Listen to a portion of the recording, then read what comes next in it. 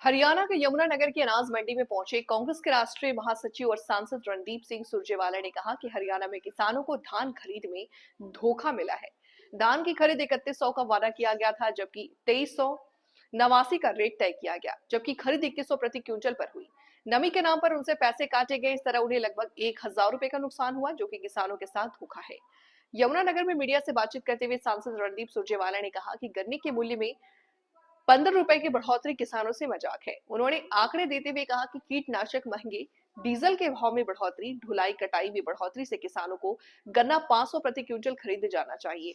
उन्होंने कहा कि कांग्रेस ने जब सत्ता छोड़ी थी तो गन्ने का भाव 320 रुपए क्विंटल था। इन 11 वर्षों में बीजेपी सरकार ने मात्र 95 रुपए की वृद्धि की है, जबकि महंगाई कई गुना बढ़ा है। से 70 रुपए है।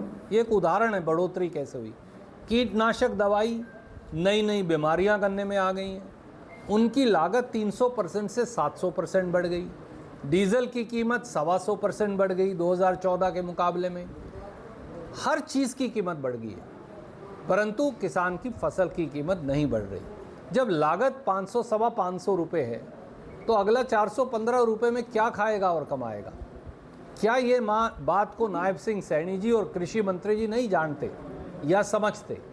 और इतना ही नहीं, मैं आपको याद दिलाना चाहूँगा, पत्रकार साथी यमुनानगर के गवाह हैं। 320 रुपये क्विंटल पे हम गन्ने की कीमत छोड़कर गए थे कांग्रेस के शासन में 11 साल पहले।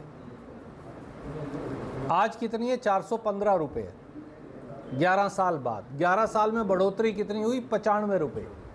95 को 11 से भाग करिए, 9 रुपये 50 पैसे प्रति क्विंटल का बढ़ोतरी हुई है औसतन बीजेपी की 11 साल में। 9 रुपये 50 पैसे में किसान क्या खाए कमाए और आड़ती क्या करे? इसका कोई जवाब श्रीमान नायब सैनी देंगे, अगर हो तो ज़रूर वो गन्ना पैदा करने वाले किसान को दें। और तीसरा पहलू गन्ने की फसल का है। हरियाणा में 14 शुगर मिल्स हैं। अगर आप गन्ने का रेट इतना कम रखेंगे कि किसान गन्ना फाड़ देगा, तो ये शुगर मिल कैसे चलेंगी? हज़ारों करोड़ रुपए का इनके ऊपर कर्ज है, हज़ारों कर्मचारी इनमें काम करते हैं।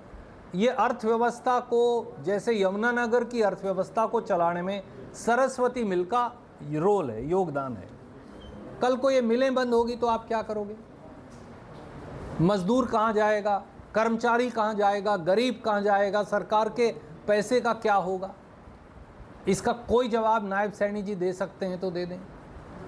सच्चाई ये है, मुझे ये बताया गया है, क्योंकि मेरे पास कोई डॉक्यूमेंट्री एविडेंस नहीं है, पर मुझे बताया कि सरस्वती मिल की मैनेजमेंट इस साल मुख्यमंत्री के पास गई और उन्होंने कहा साहब 500 रुपये से कम मत देना रेट, नहीं तो किसान गन्ना फाड़ देगा, और गन्ना फाड़ देगा तो मिल बंद हो जाएगी। एशिया की सबसे बड़ी मिल है। परंतु मुख्यमंत्री ने, मैनेजमेंट भी कह रही है 500 रुपया दो, पर नायब सैनी जी और श्याम सिंह राणा जी कह रहे हैं 415 ही देंगे। क्या वो इसकी वैधता बता सकते हैं? क्या है? चौथा एक छोटा सा पहलू, क्योंकि मंडी में बैठे प्रधान जी वगैरह सब हैं, आदरणीय जगबीर जी हैं। अपने यहाँ 45 रुपये 2.5% आड़त हुआ करती थी, वर्षों से चली आती थी, कांग्रेस ने की थी। हमने उसे धीरे धीरे बढ़ाया था, 1.5% पे या 1.25% पे एक ज़माने में चालू हुई थी।